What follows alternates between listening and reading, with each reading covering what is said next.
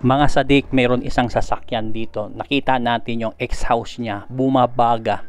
So may problema ang kanyang makina. At ito ang kinakailangan natin siyang masolve ang problema niya kung bakit bumabaga ang kanyang exhaust na kinakailangan natin gawin. At the same time, naglo-low power siya at malakas sa gasolina ang sasakyang ito. Kaya hahanapin natin ang kanyang trouble at ipapakita din natin ang naging dahilan kung bakit nagkaganyan ang kanyang sasakyan. So ito na nga guys, no, binuksan natin ang kanyang intake manifold.